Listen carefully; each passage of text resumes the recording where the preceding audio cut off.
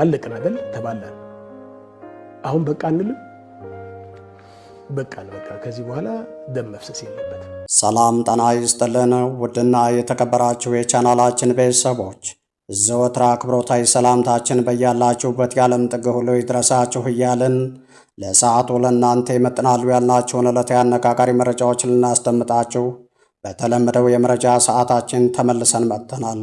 ውድና የተከበራችሁ የቻናላችን ቤተሰቦች አብራችሁን ስትቆዩ ቻናላችንን ላይክ፣ ሸር፣ ሰብስክራይብ እና ኮሜንት በማድረግ የከበረ ድጋፋችሁን ታሳዩን ዘንድ በአክብሮት እየጠየቅን በቀጥታ ወደ ዕለቱ አነጋጋሪው መረጃችን አመራን።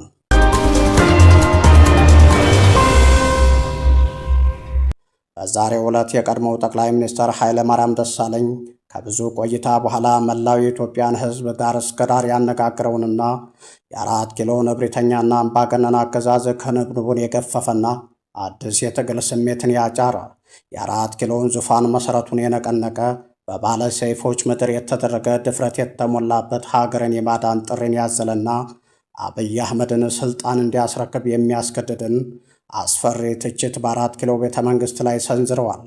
ለመሆኑ በዛሬው ዕለት ኃይለማርያም ደሳለኝ ያደረጉት ንግግር ምን ይላል የሚለው ጉዳይ ሙሉ መረጃው በዝግጅታችን ተካቶ ወደ እናንተ የሚደርሳችሁ ይሆናል። አብራችሁን ስትቆዩ እነዚህንና ሌሎች በአርዕስተ ጉዳዩ ላይ ያልተካተቱ ዝርዝር መረጃዎችን ስናደርሳችሁ የሚባክኑ ሰከንዶችና የሚያስቆጭ ጊዜ እንደማይኖራችሁ በመተማመን ነው። በቀጥታ ወደ ዝርዝር መረጃችን አመራን።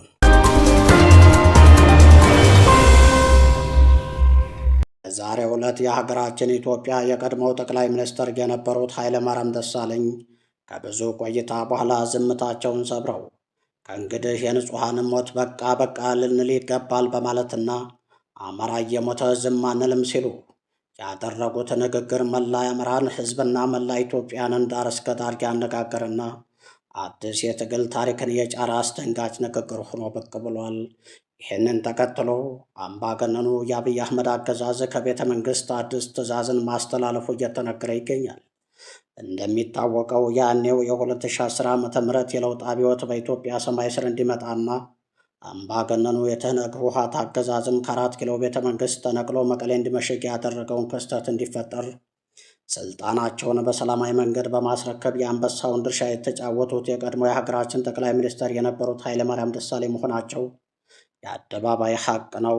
የሆነው ሆኖ እኚህ ዓለም አቀፍ እውቅናን ያተረፉት በአፍሪካ ምድር የመጀመሪያ የሆነውን ስልጣንን በሰላማዊ መንገድ በማስረከብ በአፍሪካ ለዘመናት የዘለቀውን ስልጣን በጠመንጃና በኃይል የመነጣጠቅን አባዜ በመስበር ደማቅ ታሪክን የጻፉትና ለሰብአዊነት ተቆርቋሪ የሆኑት የቀድሞው ጠቅላይ ሚኒስትር ኃይለማርያም ደሳለኝ የእሳቸውን ስልጣን ማስረከብ ተከትሎ ለውጡን በመጥለፍ በለውጥ ስም እየማለና እየተገዘተ ወደ አራት ኪሎ ቤተ መንግሥት የገባው አብይ አህመድ የኢትዮጵያን ሕዝብ የለውጥ ፍላጎት ተጠቅሞ በየመድረኩ የማይጨበጡ ባዶ የተስፋ ቃላቶችን በማንቆርቆር በኢትዮጵያ ሕዝብ ዘንድ ተስፋ ተጥሎበት የነበረ ቢሆንም ዳሩ ግን አብይ አህመድ ሳይውል ሳያድር ከልጅነት እስከ አዋቂነት እየተጋተው ያደገው የብሔር ፖለቲካ ጠልፎ ጥሎት ለኢትዮጵያ ሕዝብ የገባውን የተስፋ ቃል አጨልሞ እንኳን ቃል የገባውን ሊፈጽም ቀርቶ ያደሩትንና የኢትዮጵያ ሕዝብ ብዙ መስዋዕትነት የከፈለባቸውን የሰላም፣ የዲሞክራሲና የልማት ጥያቄዎች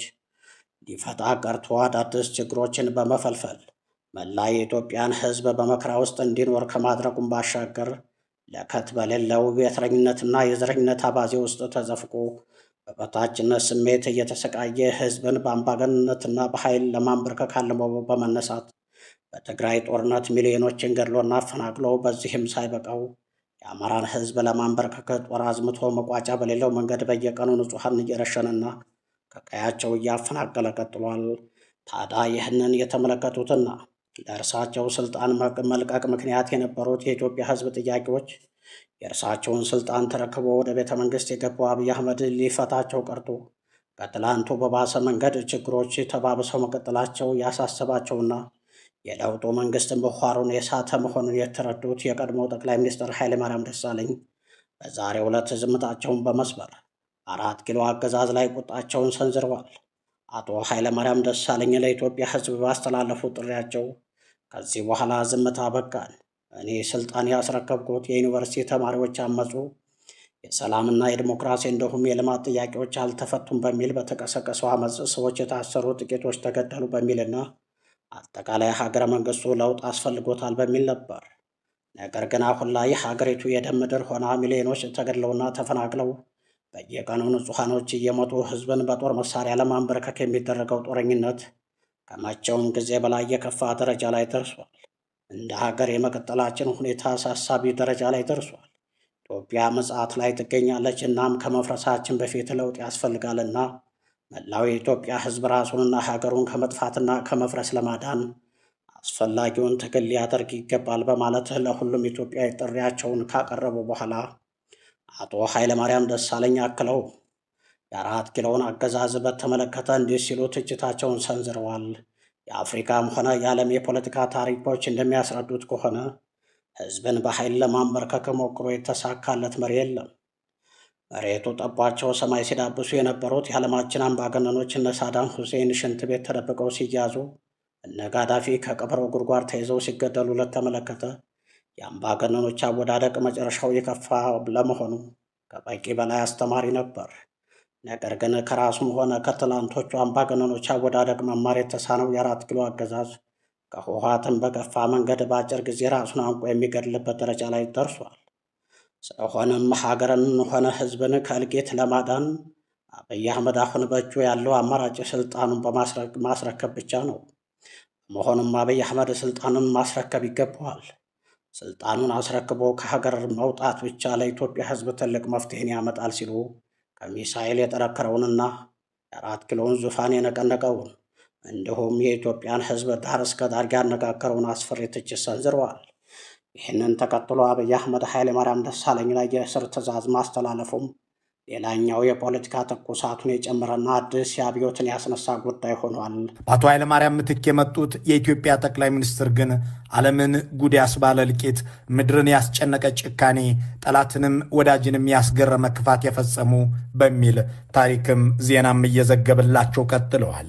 ፋሽስቱ ግራዚያኒ ቢነሳ እኔማ ምን በደልኳችሁ ብሎ የሚገረምበት፣ ግብፅ ለ1000 ዓመታት ብዙ ደክሜበት ያልተሳካልኝን አንድ አብይ የሚባል ሰው በ7 ዓመት ፈጸመልኝ ብላ የምትመካበት፣ ሻዕቢያ 60 ዓመት የለፋውበትን በ7 ዓመት ባይን ያሳየኝ ብሎ የሚደንስበት የመከራ ዘመን ከኃይለማርያም ደሳለኝ ስልጣን መልቀቅ ወዲህ ሆኗል። የኃይለማርያም የስልጣን ለቅቅ ያለው ዜና ከተሰማ ባሳለፍነው ሳምንት 7 ዓመት